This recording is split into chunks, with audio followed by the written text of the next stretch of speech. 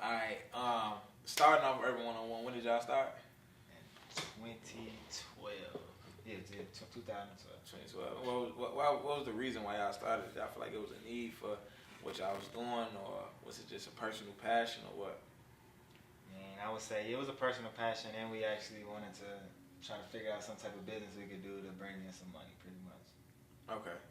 Yeah, it was just about money and us, evolving as a company. We already had a group called Urban 101, RTB, and we did party promotion a lot in Chicago for like the youth. And then when we got into college, in our transitional stage of, being done with school, we decided to, how could we further that, how could we still be a part of, dealing with, our peer group and our demographic, but at the same time, still generating income and money. And, he came up with the idea of starting a website. So I kind of started from there.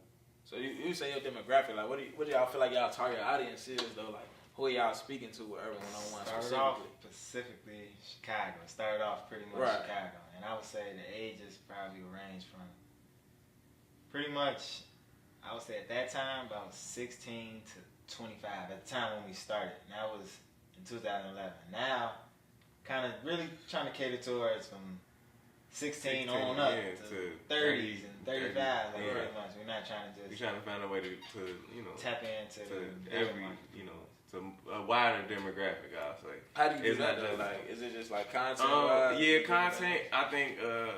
I think you have to just put stuff that caters to, different types of people. Certain people are like, they're really into, goofy videos, silly people fighting, people playing, girls that gonna want to have videos of the latest VH1 drama that's going on, that's with, whatever the biggest artist or whatever is on there. So, it's just kind of staying relevant with all topics and all things and not being so geared towards, rap music in Chicago.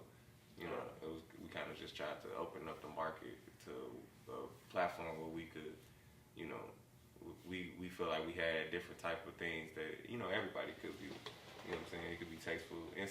On some posts, your mom might even want to be like, man, that was, informative, or, you know what I'm saying?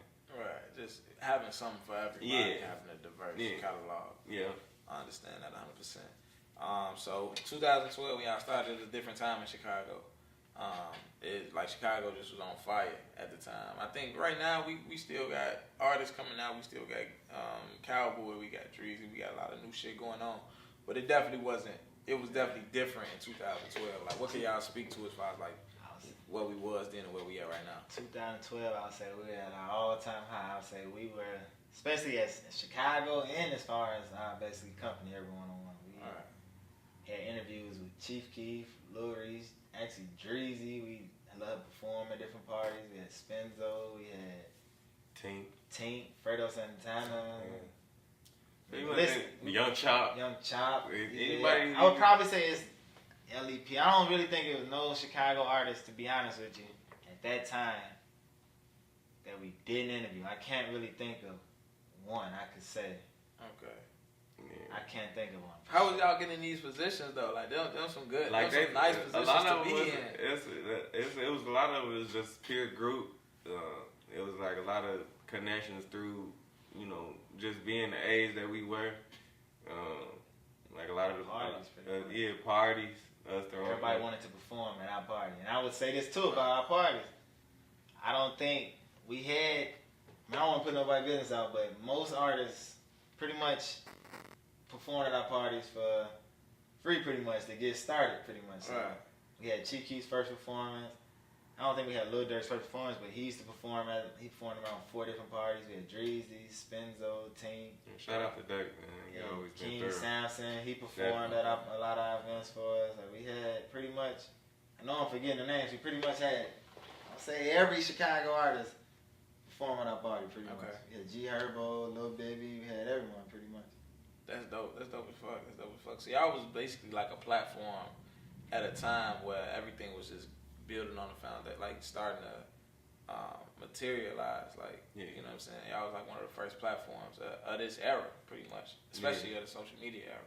Because when we started, it was probably, to be honest, the only people who were doing what we were doing in Chicago, as far as going to different hoods and different neighborhoods, was, I say, Zach TV. Recipe Zach. But that was probably the only person I would say that at that time was in 2012 was going to different hoods, different neighborhoods, standing outside doing interviews. We did interviews outside. We would pull up, call you. We pull up, it might be 30 people outside. Got a camera. It used to be me. Hit Jordan be there. We had 2 interviews. It was Y. G. and Damo. And both of them, basically, if one or the other, but pretty much both of them would be there. We'd pull up everywhere. We was sometimes doing 3-4 interviews in one day. And we just pull up and we go, let's do this and do this and we just pull up. We did, because you see a lot of different interviews, people had on the interviewers had on the same clothes. That's because we do 3 interviews in one day. We just make sure we take advantage of that day. We were going to do 2-3 a day. So in this era, y'all legendary then in this era. Is it kind of like you know how like Soulja Boy hopped on the shit and was like, man, I ain't gonna say that because Soulja Boy kind of on some clown shit. But like outside of the goofy shit, outside of the goofy shit that Soulja Boy be on, he was speaking a lot of facts though. Drake. Outside of the goofy shit, he was speaking facts though. Like he was a pioneer. Like do y'all feel like y'all getting y'all good credit? Honestly, don't feel like you're getting credit for it all the time, but I honestly feel like it's our fault. It's 100% our fault, but it's not one artist who was hot in 2012 and we did an interview or you performed at one of our parties. I can't think of not one. Well, we can't. Probably can't name one hot with Chicago us trying to do business like recipes to JoJo before he died. That's probably the only interview that we didn't do in which we should have did it because he actually did reach out to us that time. Reached out to us multiple but we times. didn't get basically in time to basically do the interview. But I can't think of pretty much.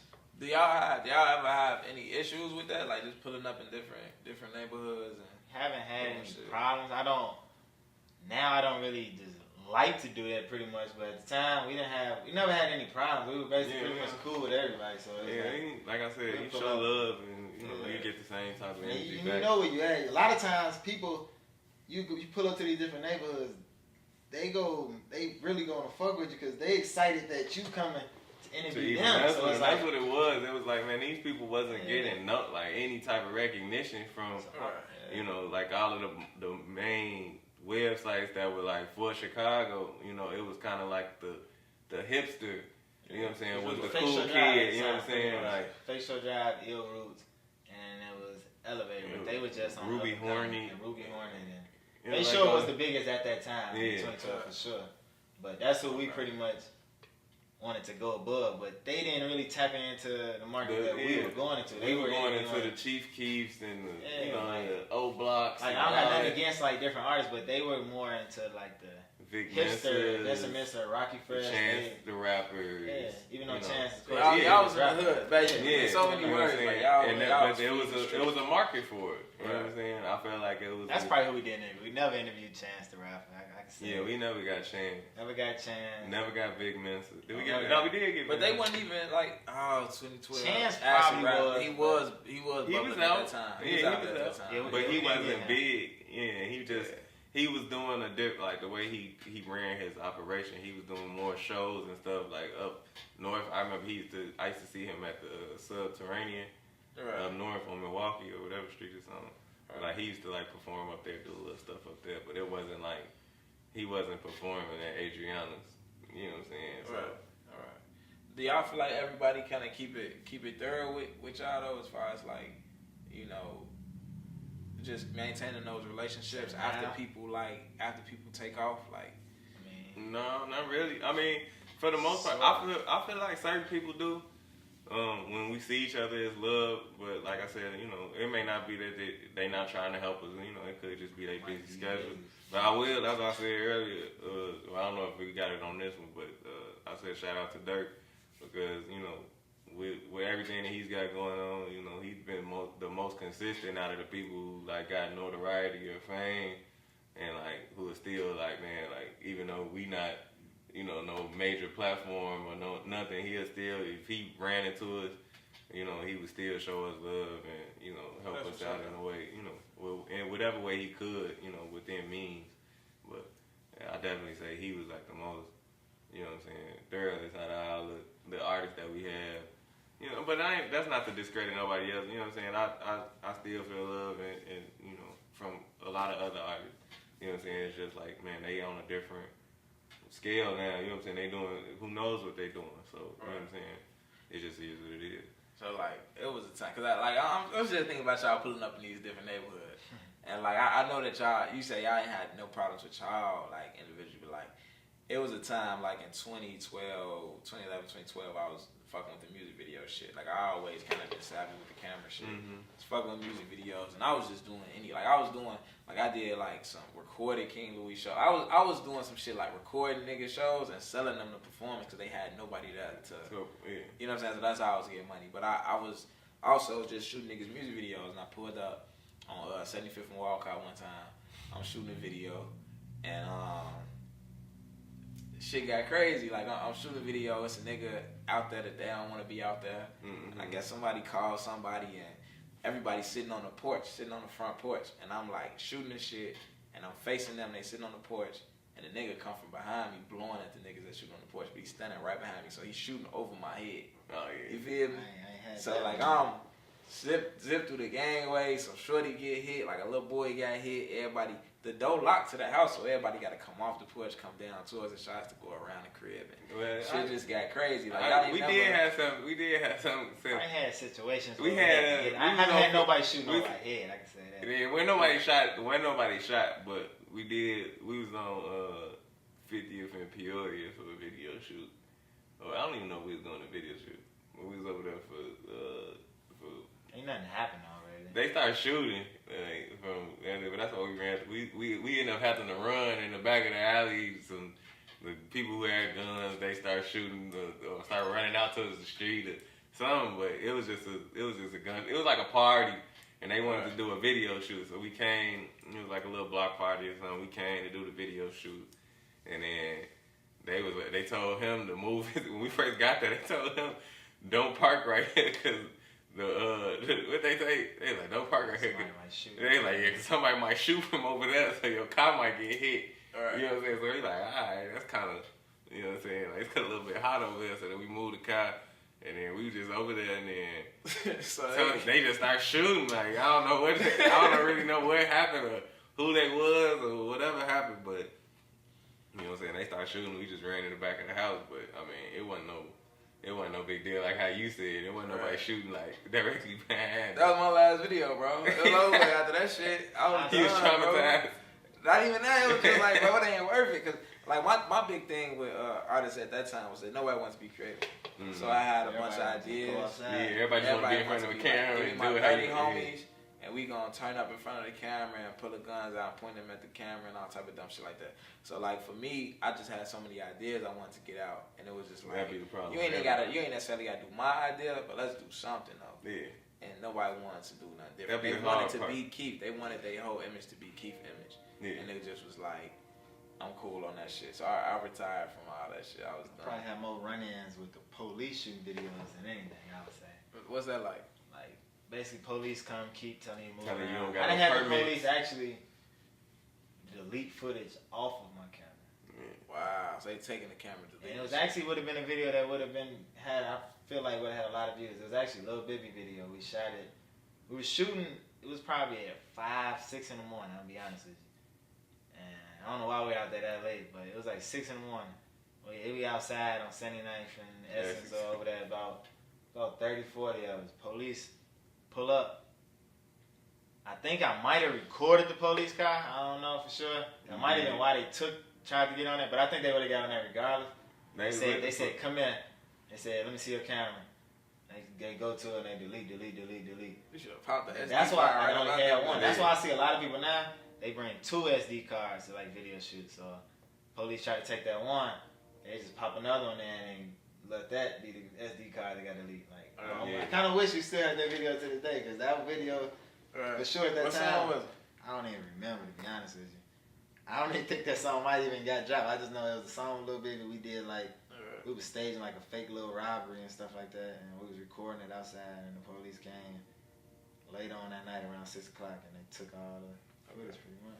So what do y'all feel like y'all biggest moment in doing all of this? Y'all on a 7-year run. Like, what was y'all biggest, most memorable thing? It might not have been something that was the most publicized, the most popular thing, but just for you, that's like, man, I really can't. This memory is priceless. Definitely have to be the key for working with Lil Herb. Yeah, I would say shooting that Kill Shit video. It's Yeah. 39 million, like, and it's still getting brought up to this day. I would say the Puma had an event with MTV probably about 5 weeks ago. I posted on Instagram, and I actually was there. They was talking to him and stuff like that. And I was actually recording. He brought it up. Like, that's who shot my video right there. And it's like, it still get brought up to this day. Like, it was actually playing on TV. What's that? What's Diddy's little cable network? He has The Revolt. Yeah, Revolt. They actually played the song on Revolt TV a few times. Like, Y'all get paid off that shit since y'all shot the video? we should, but we don't. But no. Is it something like with some paperwork type shit? Yeah. Man. So creative rights. So y'all know now though. Yeah. Y'all know what the right steps to take now. Yeah. We gotta do like a show on that though, like to get up and coming niggas like right. So, Definitely. Because I feel like a lot of people learn from the. You learn from the you gotta get burnt and then you learn. No, It's this guy. I forgot his exact name, but he shoots like 2 Chainz and like a lot of Lil Durk videos. He sells like a packet for videographers and photographers. And it's like an ownership package. It's like $20, and he gives you $200. No, $20. $20. He gives you every. I'm about to actually buy it again because I don't know where it's actually at, but he gives you every paperwork document for release forms, from interviews, from photographers. So if you show up to a music video, he has a document that you can get an artist for your rights. If you show up to photography, he has the rights. Like he has the templates for every single thing. That's love. It's actually worth it. Like I'll send you the link to it. It's actually for sure. We need to shout that nigga out. That's why I wish I could look at his name right now. But I forgot his name. But I was actually looking through it over there when I was over there, but I couldn't find it. But it's only $20, and he gave you the paperwork for. He basically releasing it because he want all the videographers, interviewers to be supported. Because like, if you post this interview, if you had a rapper on it, and the rapper was cool with doing the interview, but you put his music in your interview, they can file a copyright infringement to your video, and they go get the money for it. And you not even gonna get the money for it. And they 100% agree doing the interview, but that don't mean nothing. Because you played their music. So it's like, that's why those little forms, that's why like now, if they don't sign a form, I'm not even gonna put their music in the interview. I'm gonna put some copyright free music or something in the interview, because if they were like a company, one of those like, I can't think of the names off the top, but like TuneCore and all those different companies, they go send you an email and it's gonna say, you have a copyright infringement, no problem. Your video can stay online, but the money will go to monetization. Monetization is gonna go to such and such. Yeah. It's not gonna pay, so it's like. So they coming for that bread. It wasn't like that. And that's what it is. It's really they hire companies. Yeah. They hire companies, and sometimes the artists don't even be knowing that it's happening. Like when they get signed, they sign deals.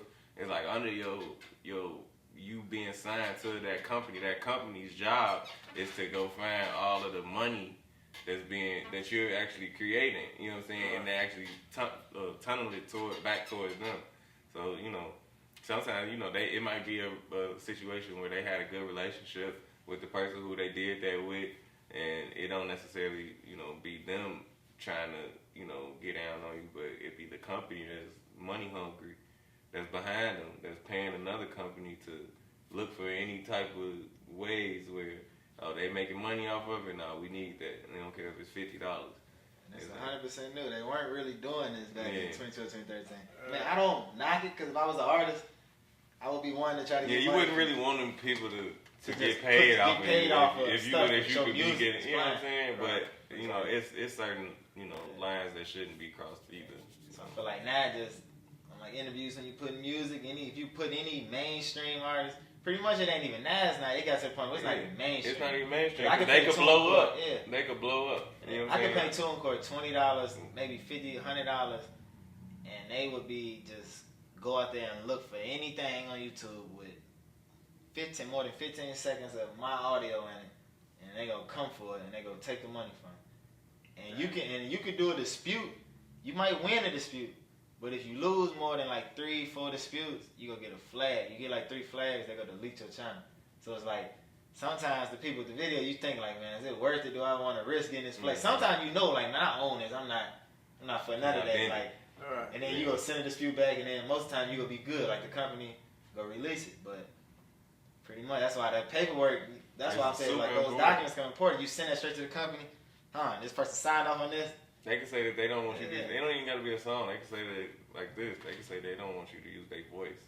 So technically speaking, you own the video footage. You own the creative rights for all of the video because it was your camera and all that stuff. Technically, it should be 50-50, but right, it should be 50 because my voice is on here. They saying that technically I own 50-50, but it's been situations where they've even stated, well, okay, well we'll take the sound off because we own the audio. And you actually own the visual, so you can keep the video, but you got to delete the audio. Yeah, that's a lot. So it's like that defeats the purpose. Yeah, you know what I'm saying. So it's like, damn. That's why that paperwork. That paperwork come in handy. You can't fight that. I seen the link of that, but it's definitely shorthand. Definitely seen that shit. So some background on Urban 101. How did y'all meet each other and link up with each other? We met through a mutual friend. His name Cortland Cofield. He's actually a financial advisor. Y'all should go check him out. He's doing big things in the black community, teaching people how to save and earn money, but that's on another tangent. But he's a mutual friend of ours. He went to Thornwood with me. He grew up with Brandon. And, just being in high school and, finding out who I was, we mutually just met each other from being around that one mutual friend. Okay. And what do y'all have, like what's the next steps for Urban 101? Like what's coming next from y'all? What should we expect from y'all? Next we have a documentary about to drop on Kendrick Nunn. We got that coming out. We're not done with it, for sure, but we don't have an exact release date. We still shooting for it and everything. But he recently just signed with the Miami Heat, and we're gonna try to put it exclusively on Amazon Prime and on urban101.com and YouTube, basically. Okay. And how did y'all make that connection with Nunn? Met it through a mutual friend, my homie Neil. He actually grew up with Nunn and stuff like that, so he had a group called TTE, and they basically do a lot of interviews, music videos, and we're real close. He on the Urban 101 team with us too, but we said let's do a collab, so just took it from there. Okay, that's what's up though. So Nunn had like 4 state championships with Simeon. They went back to back. He's with Jabari. So he like a Chicago legend on the basketball side, and then he went to U of I, went to Oakland. And was with the Warriors, signed with the Warriors, right? Yeah. Okay, so hopefully, you know what I'm saying, like hopefully it's a Cinderella story. So it'll make for a better documentary. But even if it's not, I still think it still will tell the tales of you battling adversity. You know what I'm saying, and trying to make it and trying to be successful. And it's still a great story, regardless of whether he's the next KD or Stephen Curry. It still shows, somebody coming from basically nothing, rags to riches. Just the epitome of a rag. You know what I'm saying? Signing an NBA contract, I don't give a fuck if you a superstar. Yeah, you know what I'm saying? It's a dream come true. You made it, bro. You know what I'm saying? Yeah. Rapper or ball player. So, you know what I'm saying? He definitely got one of the dreams. You know what I'm saying? So absolutely. I think it makes for a great story. Absolutely. So, as far as Urban 101, we want to, on Forever Shot, Never Shot, we trying to encompass Chicago. Mm-hmm. We want to talk about things that's going on in the world on a global scale, but we want to tell those stories from an aspect of Chicago. You know what I'm saying? And what's important to us and what's going on in our specific culture or subculture of black culture.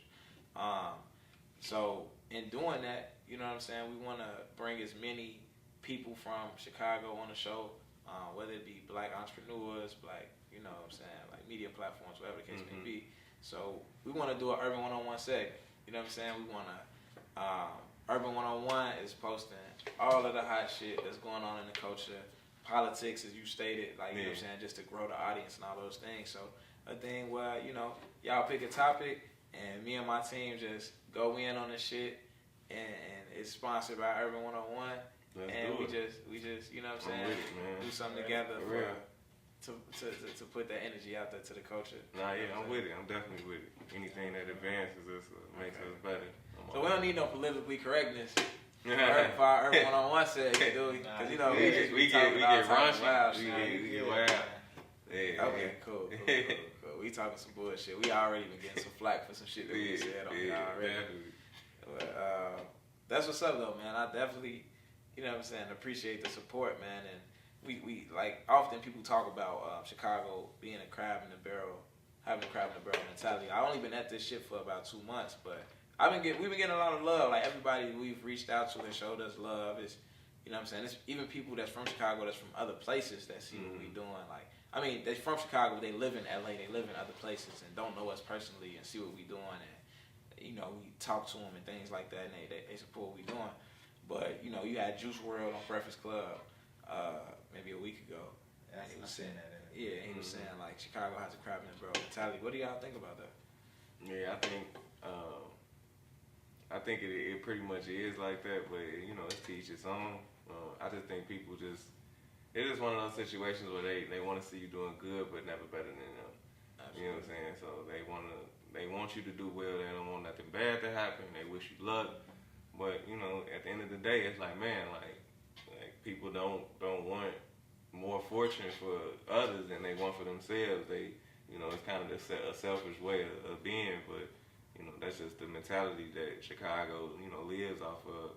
You know, I would say, well, you're at this point, you know, people are gonna lend a hand out, you know, to us, you know, because we're on a smaller scale. But then eventually it's gonna reverse. The roles are gonna reverse. Like I feel like, you know, it's like how they say it's only two types of people: is when a person needs you and when you need them. It's like that right now we're in the state of we need people to create content.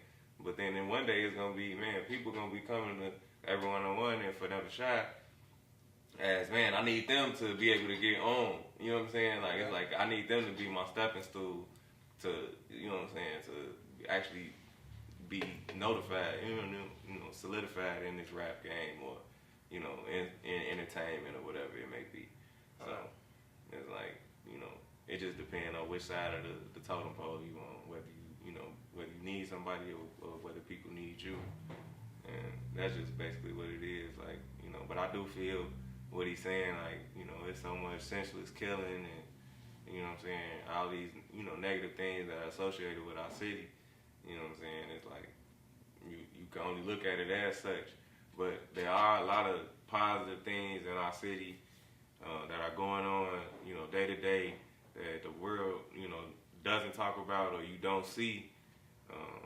That needs to be talked about, and I feel like that's what platforms like ours, you know, does for Chicago. It kind of, you know, makes the crab in the bucket effect way less on certain people because, like you said, we support, you know, the black community, and you know how you do. You know, it's been love, you know, but you are gonna come into your naysayers with everything. You know what I'm saying? No matter what you do. So. Absolutely. I kind of agree on his answer. That's a good answer he said, man. Alright. Man, if y'all don't know too, man, it's a black owned tequila out. Y'all heard about that? No, what's it called? John Basil. John Basil. John Basil. John Basil. JONBASIL.